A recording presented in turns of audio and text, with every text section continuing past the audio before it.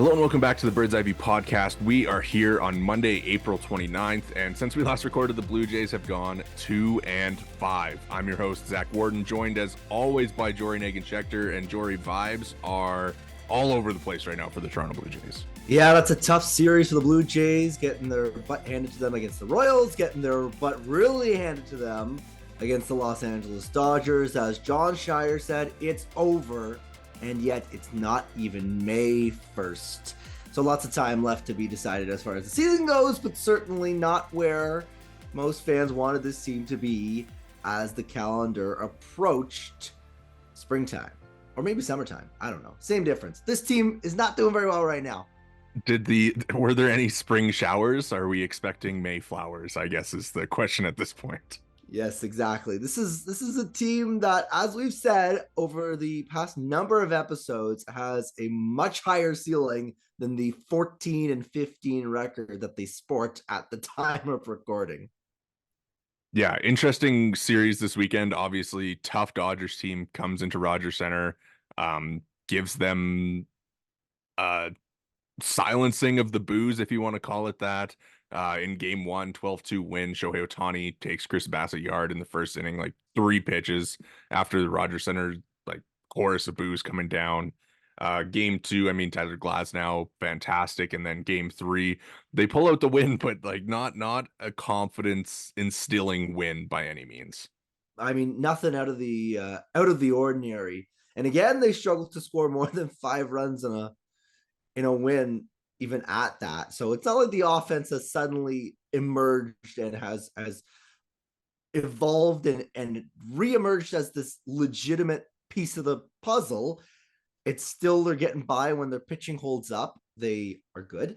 And when their pitching doesn't hold up, Shohei Ohtani hits a ball 120 miles an hour and sends it over those are two different. He destroyed the Blue Jays multiple times. The home run was actually kind of fake. If we're being honest, it was like hit 95 and 360 feet. I mean, listen, I would take a 95-mile-an-hour home run out of any Blue Jay right now because, not to start this episode off with all this negativity because, we love to be positive here. It's really been tough, man. It's really been tough. We'll maybe get into, I guess, a little bit more of the negative side of things as we kind of go into the month of May. We're gonna kind of look at like a full month recap, kind of look at what we've seen so far, some of our takeaways, some of the green flags, some of the red flags, and how the first month has kind of just been it's been a poop sandwich. Yes, thank you for putting that into words that are so I can click the no explicit content when I post the podcast. They haven't scored more than 6 runs in 20 games now, but they've gone 10-10 in those games. So, I mean, credit to the pitching staff. And again, we've recorded so many podcasts where we've been on here and being like, well, the pitching's been great. If only the offense can figure it out.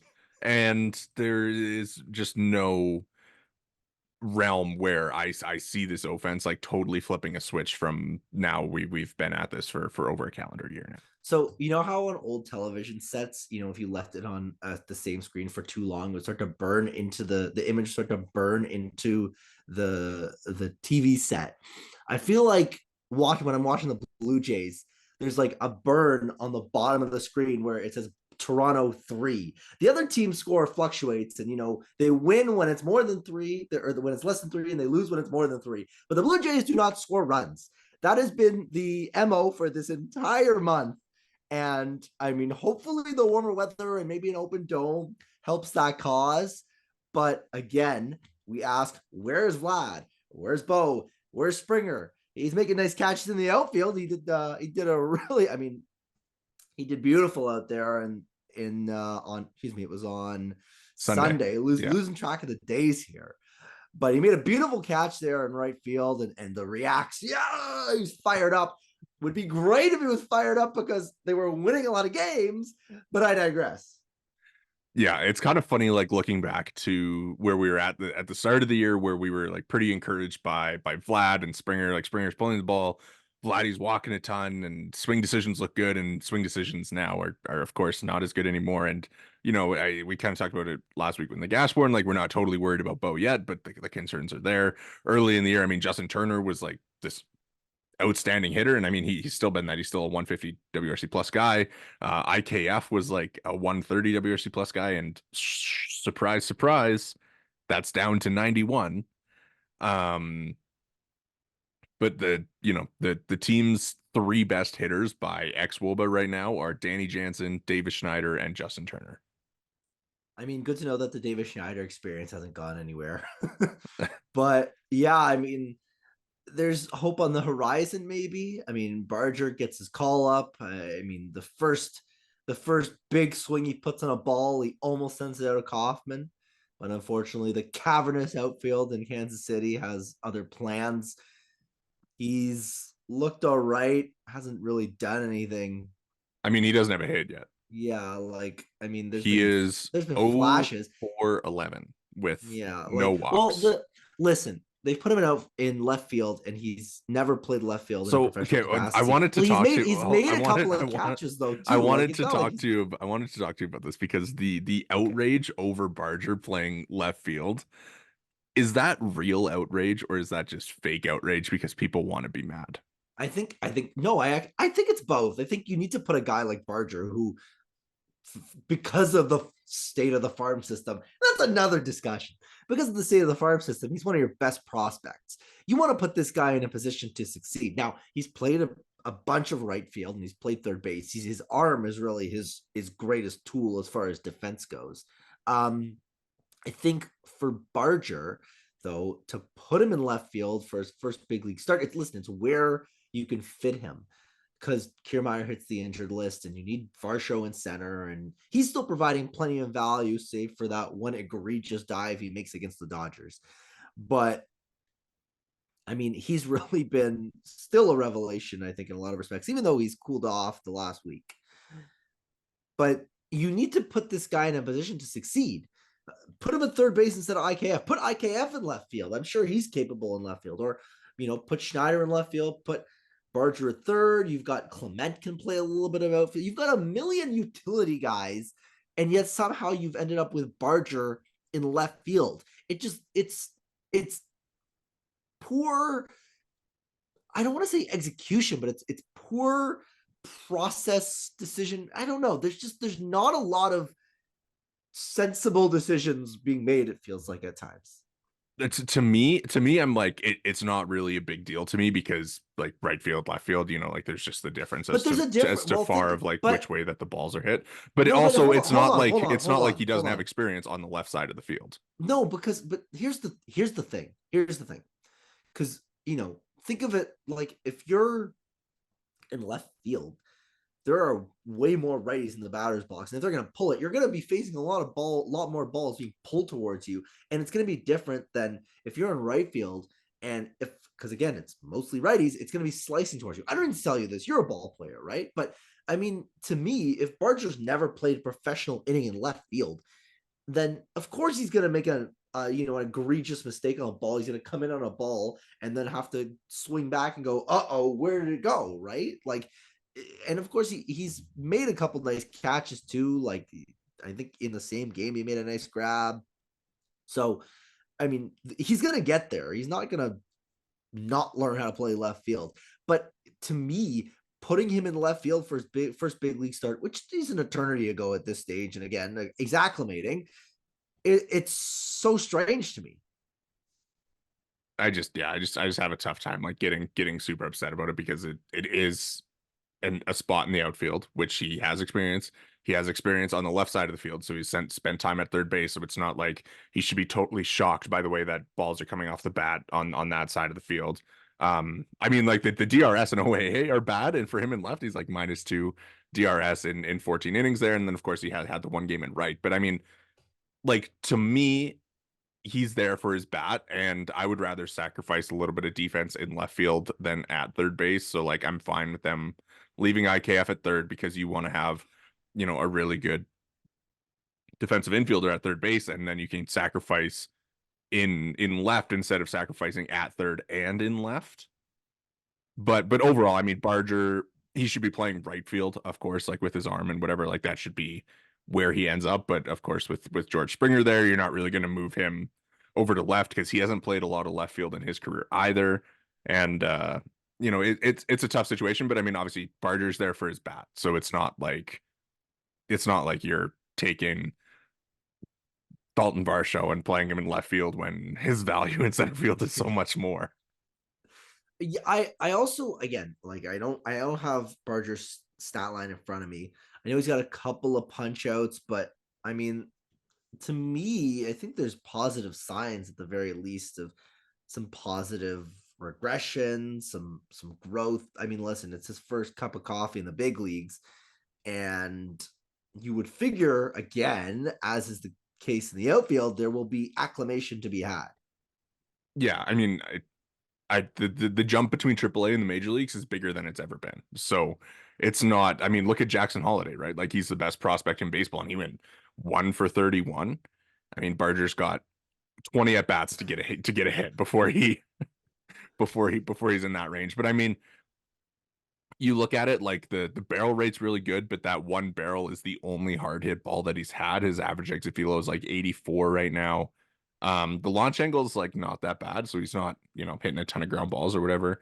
But I think yeah, you just give him a little bit more time, give him a little bit more comfort, and I think he should be fine. Obviously, he's a very good hitter, and we're if we're if we're making decisions based off 11 at bats, then there are some more serious issues going on. Yeah, and don't forget also, okay, so because we're on the topic of the prospects, of course, now is a reasonable time to go Relvis Martinez. When's he coming up? He spent the last week raking again, as has been the case for the last month, basically.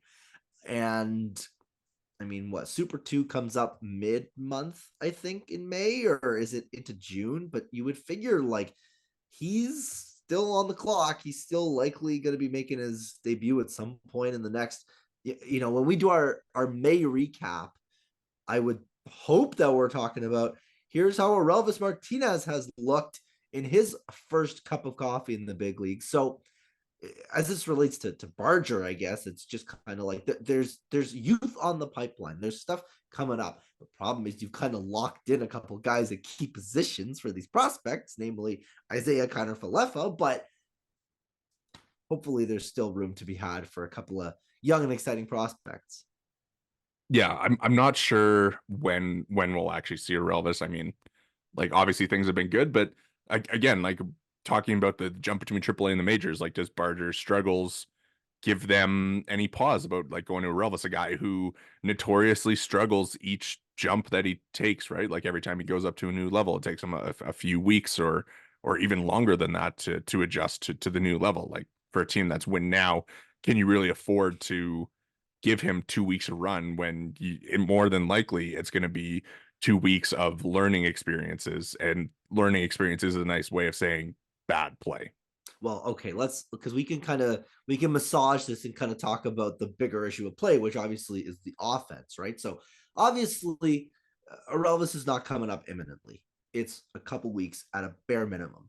But you look at the top three in the order, you've got Springer struggling, you've got Bo struggling, you've got Vlad struggling. So what's the leash on those three? And is it just a case of shuffling the deck chairs on the deck of the Titanic? I mean, John Schneider has said that he is like not concerned about like adjusting the lineup at all. And I'm going to throw this to you because I don't know how to feel about it, because I'm generally on the side of like we need to like give guys time, but also in this situation, like it's not just been 1 month of this poor performance, right? Like we're talking about larger sample size issues here of over just what we've seen in April. So No, if this you're the manager of the Toronto Blue Jays, what is your lineup looking like? oh god. I mean, listen, like Springer's statistically Springer has not been great. There's stuff to like, but I mean, like to me, he's no longer a leadoff guy.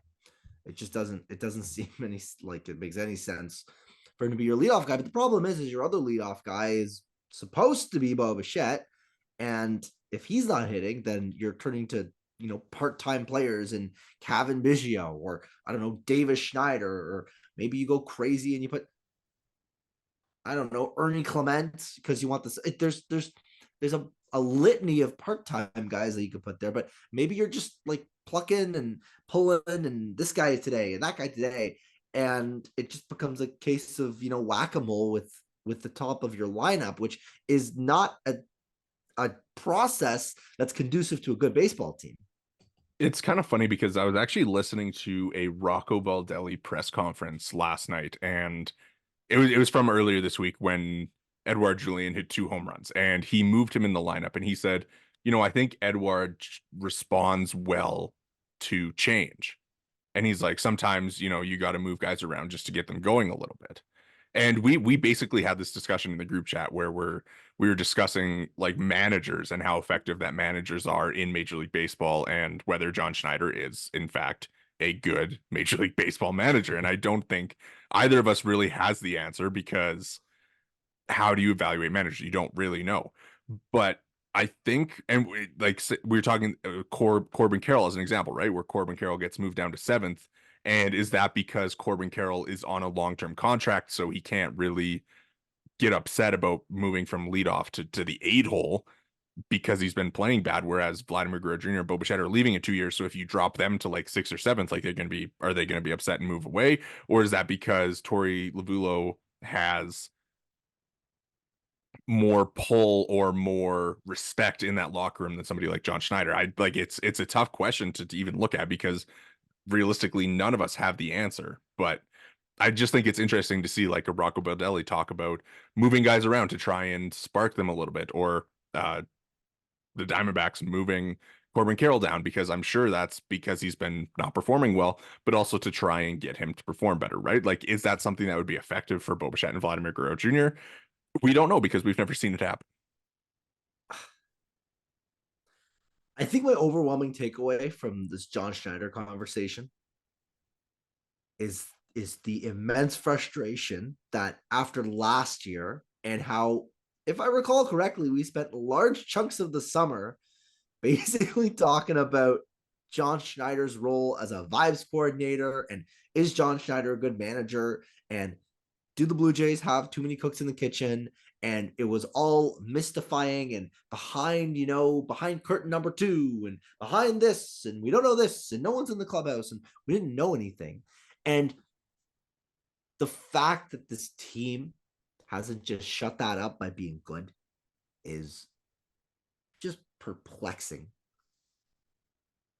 It's a weird team, and I don't know, like it just feels like, it just feels like there should be some moving pieces, right? Other than the musical chairs that is who's playing second base and who's playing third base for the team.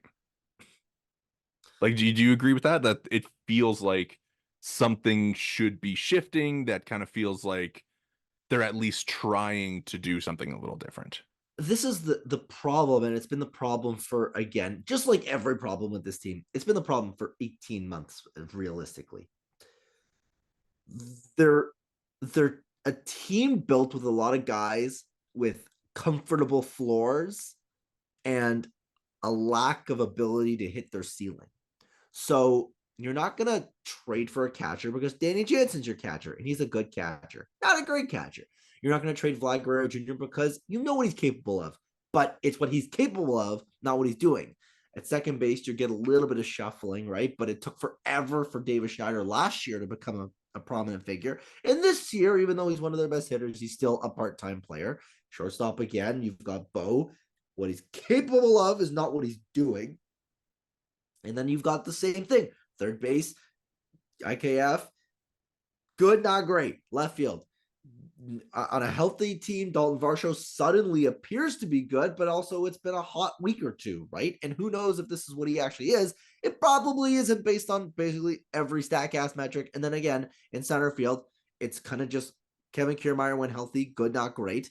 And in right field, George Springer at this point, good, not great. It's a lot of really almost fringy in terms of difference maker. And again, there's a difference between a fringy guy and a fringy difference maker, but a lot of kind of fringy difference makers. Yeah, and I mean, all of it always just comes back to the big guys need to be the big guys. So I I don't really know what the solution is necessarily. Like I again, like we can talk about like how the offseason additions have been. Like Justin Turner, he's been great, right? Yeah. Like no complaints about that. He's come in and he's been arguably the team's best hitter.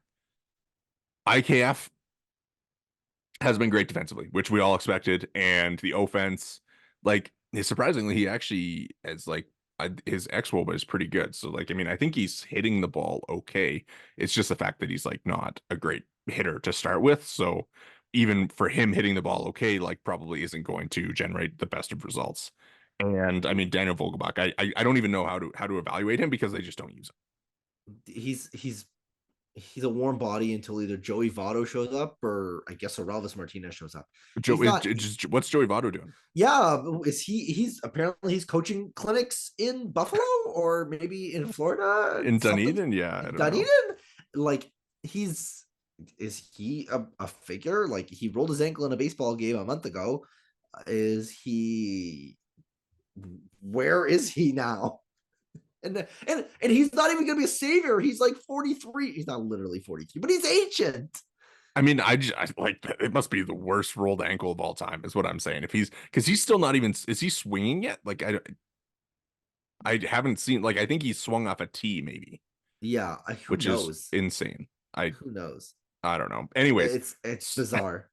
so I just as you were talking, I filled in lineup musings, lineup analysis tool where you can put in 9 players and it'll in theory build you the best lineup for expected runs per game. So I put in all the Blue Jay stats this year, just obviously. Fast typer here. Look at this guy. So I put them all in, like just kind of based on like it seems like who have kind of been the main 9 at least to this point. And um obviously like you wouldn't go on this because it is just a month of numbers, but I'll just read you what it has as the most ideal lineup for this Toronto Blue Jays team based on how they've performed so far. Lead off, Kevin Biggio. Number 2 hitter, Justin Turner. Number 3 hitter, Vladimir Guerrero Jr. Number 4 hitter, Dalton Varsho. Number 5, Davis Schneider. Number 6, IKF. Number 7, George Springer. Number 8, Bo Bichette. And number 9, Alejandro Kirk.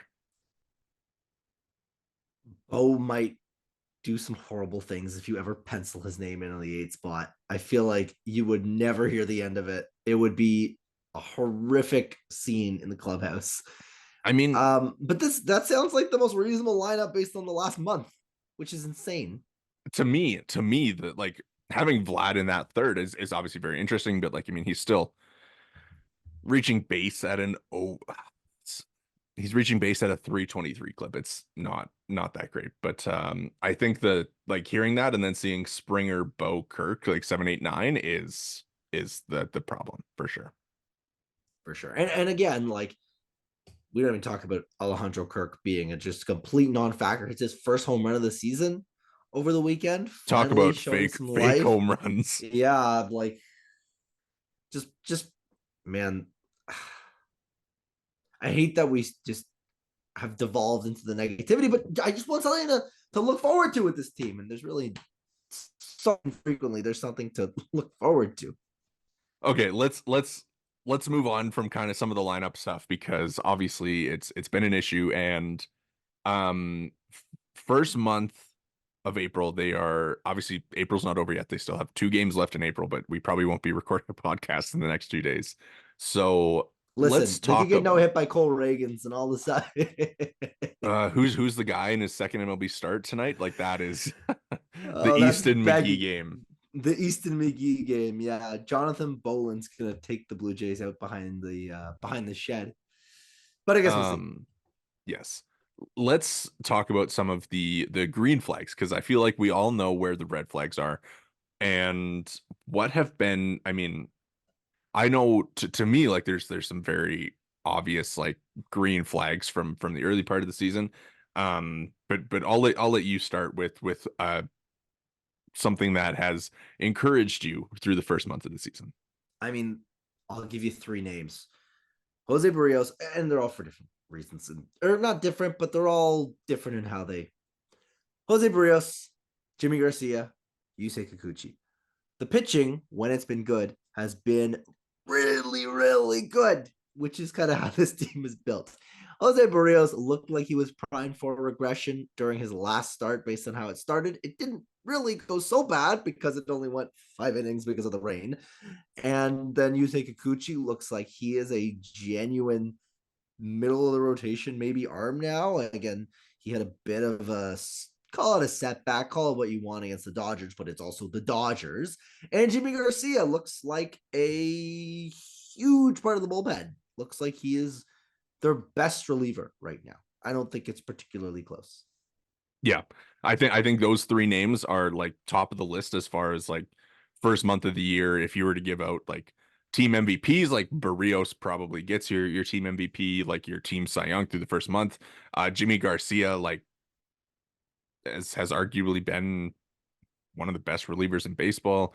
Kikuchi, like just taking all the gains that he had last year and building on them. I was like super encouraging sign, and kind of like just shows like the transformation that he had from basically being like almost a DFA candidate 2 years ago to being like you say middle of the rotation. I would like, is he like a number two at this point? Like the peripherals Like are, he's been incredibly good so far, which is yeah. so exciting because that I mean he's gone from a I don't know who you are to a you are one of the guys on this pitching staff that I trust the most. Yeah. Yeah. And then at the plate, I mean, Varsho, like, of course, like he's been outstanding defensively, had the really hot stretch offensively, and he's even like even while he hasn't been hitting home runs, he's still been really good. Justin Turner, of course, like can't complain about Justin Turner. I think like we record all these episodes, and I feel like we say the same thing about him all the time, where it's like, dude, he's just you slot him in there and he's gonna hit. He is a hitter, and Yes, steady as she goes. He's been exactly that. He's been I, their most steady, most reliable hitter yeah. in a team riddled with unreliable dudes. I mean, obviously, like we talked about this last year, where he had like the poor last month because he had like the bruised heel or whatever, and he like tried to play through it to prove some stuff to his teammates or whatever. Um, but he is 39 going on 40, so it would make sense like if he were to slowly get worse over the course of the season. I would say that that's probably reasonable for a 40-year-old who is almost playing every day. But but yeah, no complaints with him to start. And then other than that, like Davis Schneider, I'm like just get him in the lineup every day. Like give him a chance, let him go out there. I don't care about the matchups necessarily because nobody else is proving like, like say that they are have a guy who pumps fastballs at the top of the zone, and it's like, well, you know, Davis Schneider isn't gonna do all that well because he doesn't match up very well against that. But it's not like Kevin Biggio or Ernie Clement or IKF are going to do all that much in those matchups either. So I think like just give Davis Schneider the leeway to be in the lineup every day. Like he's a young guy, and really give him a chance to try and earn a full-time role going forward as a young player that probably deserves the chance to establish himself as like maybe not an all-star level player, but like a 3-win kind of guy that you have penciled in every day. Yeah, no, he looks the part. I mean, as far as the lollipop charts go on Statcast, he looks the part of an everyday player. And part of that is obviously they're maybe being selective against who they face him against. But it's not like anybody is forcing their hand to take his spot. Like Yeah. the alternatives are not the most appealing. So I think if Davis Schneider's your guy, then let him ride. Like give it a go. And you know, for whatever reason, for some reason, we talk about every other player making adjustments, and for whatever reason, David Schneider can't make adjustments on high fastballs when he and the entire universe is aware that it's a place that he struggles with. You know, maybe it just becomes a thing where he just if he goes down on high fastballs, he goes down on high fastballs. but the trade-off in terms of the production from whatever a pitcher doesn't throw that, not every pitcher can locate a pitch with such precision, with such reliability that they're going to be able to attack a weakness every time he's out there in the batter's box. So I take no umbrage with this guy being basically your everyday second baseman and letting him ride. Yeah, I mean, for him too, like, I mean, it's the same thing for me. Like when I think about like a young player come up and he's a lefty and you're like, oh, we're not going to let him face lefties. I'm like, well, how are they ever going to be able to have a chance against lefties if you don't let them hit against lefties? Like, what happens if Davis Schneider figures out how to hit high fastballs and starts like doing damage on them? Like he's an all-star level player if he does that, you know? Like I just don't necessarily I understand like sheltering young players and like trying to protect them from failure a little bit, but also like they need to be able to figure out like Davis Schneider can't be for the next 10 years of his career a guy that you only put in certain matchups because like he doesn't play a prime position defensively, right? Like I mean I guess he could be, but I just feel like it'd be better if you gave him a chance to try and figure out how to do high fastballs, or at least like just give him the chance to do that. Yeah, for sure. And I think the biggest issue, as we said all offseason, is that they've got a million infielders, right? So he's kind of got to be a left fielder. And how good is he defensively as a left fielder? He's fringy, good, not great, kind of okay, fine. He's there, he's a bit of a warm body. But like if the bat is good enough, then yeah, I have no issue with Davis Schneider being a little short, squat, in relative terms, power hitting corner outfielder. Yeah, I like yeah I like to me he was like almost the story of the season last year, like positive wise, and then this year it's like he's been so good again, and I just I wouldn't have any qualms with seeing a little bit more of him at all. Tweet coming down, live update on the pod. The vice president of Clutch Baseball, so I'm assuming this is Brandon Barriera's agent, has tweeted that he has undergone a combined traditional Tommy John ligament replacement along with the internal brace. So a hybrid procedure performed by Dr. Keith Meister. Brannen Barriera, you're done. Well, you're not done, but that's not great. I mean, like we know that he put in a ton of work this offseason, right? Like we'd been told that there was like legit work done and that he had looked really good, like looked the part of the first round pick that he was before. So I mean, like just like awful break for him to have only thrown an inning before being forced out of that game this year. Like it's just that's not what you want to hear for any pitcher, let alone a young dude who is in his second year. Like it's for him to go out now when he's still 20, so like he could come back, whatever. Like obviously pitchers are coming back from Tommy John all the time, but just a crappy break for him. Yeah, huge road bump as far as the development process goes for Brannen Barriera.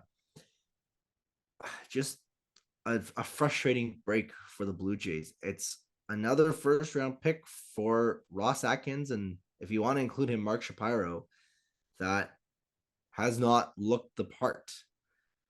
I I don't have too much to say. Again, he's still so young, and there's still upside, but just another just disconcerting set of circumstances that the Blue Jays have been dealt. This is a guy that, if things went well, he could have been pushing the high minors this year. If he comes out and he deals, there's no reason to think he's not in Double A by the end of the year. And now you're talking 14, 16 months until he's probably pitching in another professional game again.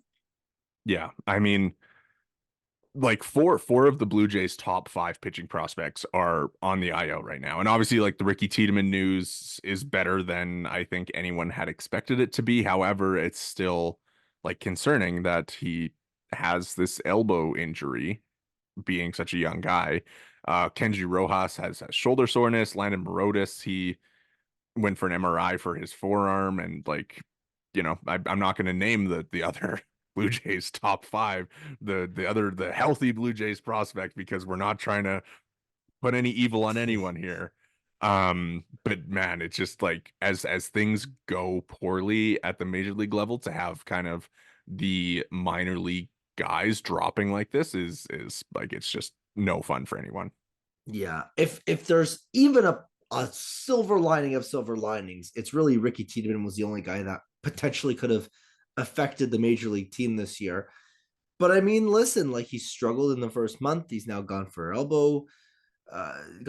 elbow injury, and it's a better prognosis, but certainly not a good prognosis. I mean, does that put his major league debut into doubt as far as this summer goes? I mean, I would say so. Like, he has also struggled to begin the year. So I wonder if it does push his timeline back like another year. And if you're looking at maybe opening day next year for the time where he cracks the roster, I'm not sure. Like, maybe they can get him some Arizona Fall League innings again if they need to, and try and catch him up that way if he comes back totally healthy and is able to pitch again through the summer. Um, I mean, this is again not a conversation to really have on April 29th, but your pitching rotation next year, like, where are you at on like a potential Yusei Kikuchi reunion? Well, we'll see how the rest of the season goes, but it certainly seems to be leading that way. Because what choice do you have? I mean, what's your rotation look like right now next year? It's Gosman, Barrios, not Manoa, Bassett, Oh God. Dude, should we um, talk a little Manoa here? Yariel. Since you've brought him up, should we talk a little Manoa? I guess, like, I mean, like, he was bad again in his after he was fairly decent in his other AAA start, and it's another guy. Like, I don't know what you do. Like, you look at next year, if you're Gosman, Barrios, Bassett, Rodriguez, and then that fifth spot is it Ricky Tiedemann? Is it Alec Manoa? Is it Yusei Kikuchi? Like, the only one of those three that I have confidence in being proven to come out and give you the innings that you'll probably need, it's Yusei Kikuchi. That's not good. That's very not good. And the pitching is supposed to be the thing that carries this ball club. Not great. Well, I mean, maybe there's some free agent ads in the offseason. I'm like, they probably don't spend any money on starting pitching other than Yusei Kikuchi if it comes They've down to that. they've already tied up so much money in it between Gosman and Bassett and Barrios. There's not a whole lot of upward. It kind of sounds like room to be made unless this team has a really exceptional year this year, and Yeah. they're sure not progressing for that. I mean, could we be staring down perhaps a budget like slashing situation? I don't know. This is getting dark very quickly. Okay. I feel like we've gone from like talking about this Dodgers weekend to talking about the entire month of April, and now we're like glancing into the future. So let's pull it back a little bit to where we're at as we head into this Royals series. Um, you just lose 3 or 4 to the rain to the Royals. I mean, if you want to consider, you lose 2 of 3 to the Royals and you lose one to the Rain. I don't blame you for that. Tarp gate, whatever happened there is pretty interesting. But how are you feeling about like where this team is at going into this week? I think we're approaching. I think we're approaching the dreaded show me series because this is a team in the Royals that the Blue Jays are supposed to be at or better than. And through April, that has not been the case. And at some point, the Blue Jays are going to have to show something. And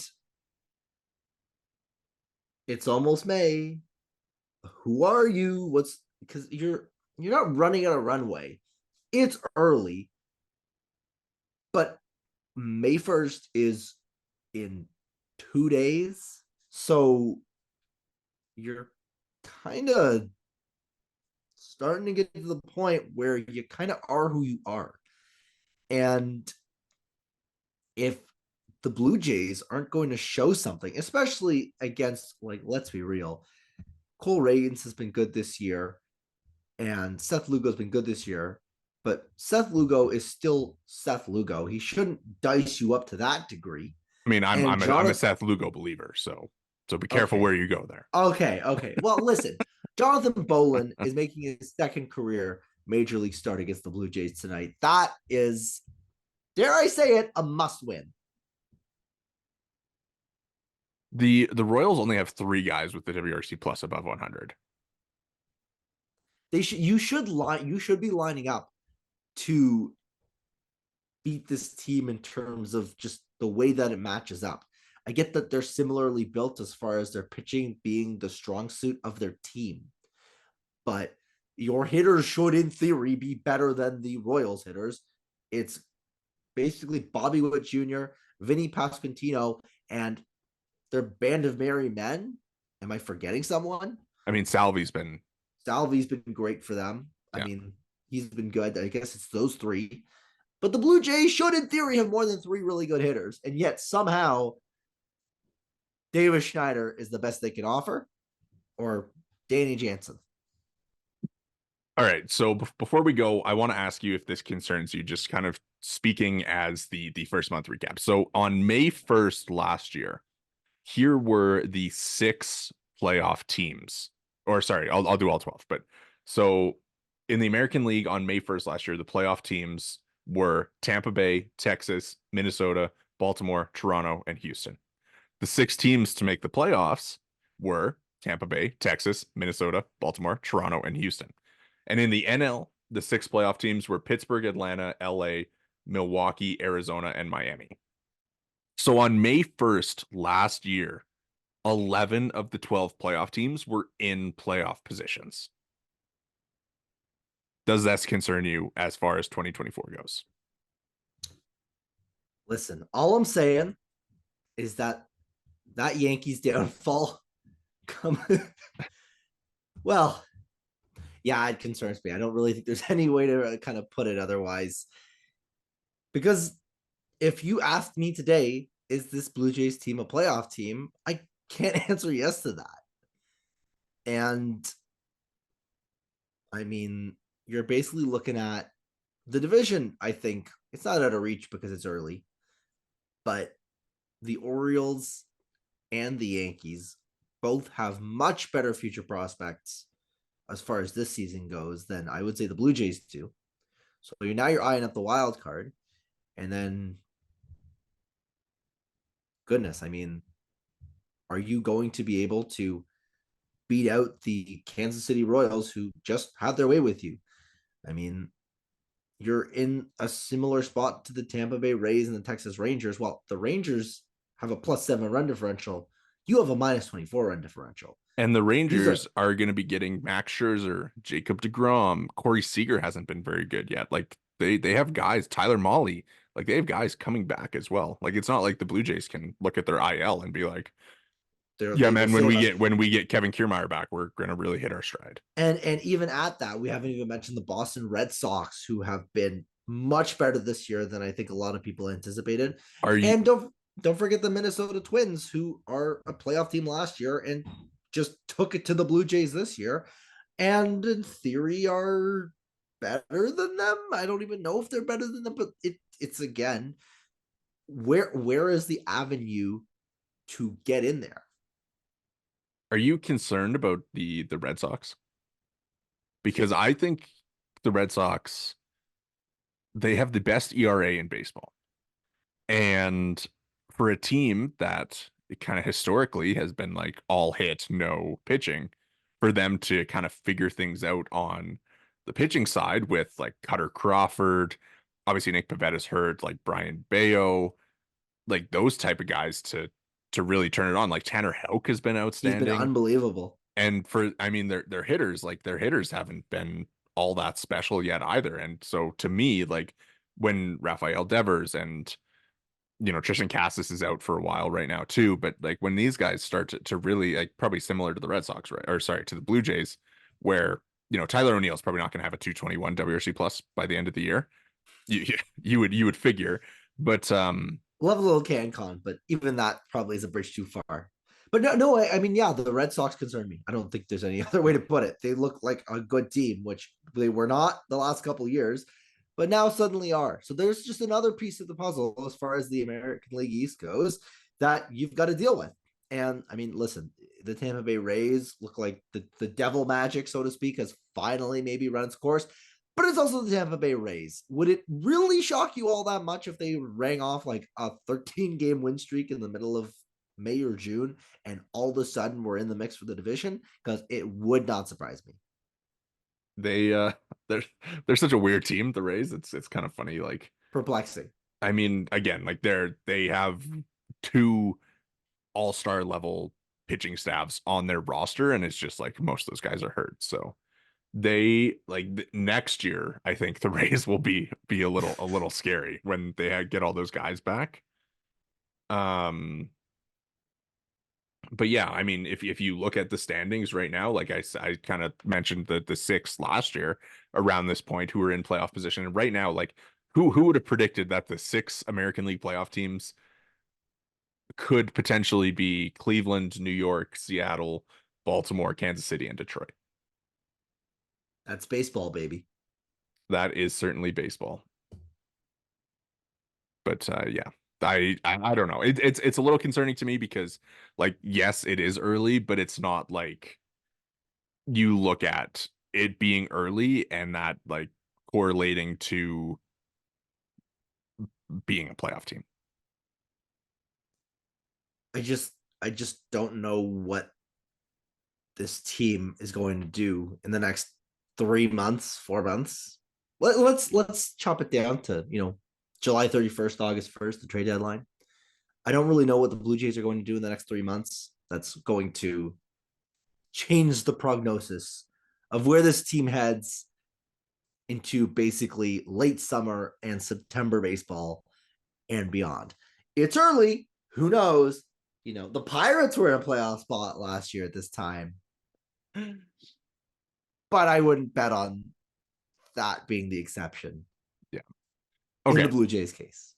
Before we go, since I feel like we were probably pretty heavy on the negative side, give me one thing about the Toronto Blue Jays that makes you feel confident in this team going forward. And you can't hedge. It has to be a thing that you're feeling positive about. Oh man. Oh man. Oh man. Oh man. The pitching staff can only get better because this pitching staff has had some really bright spots, but there's been some really key players that have not quite pulled their end of the rope yet.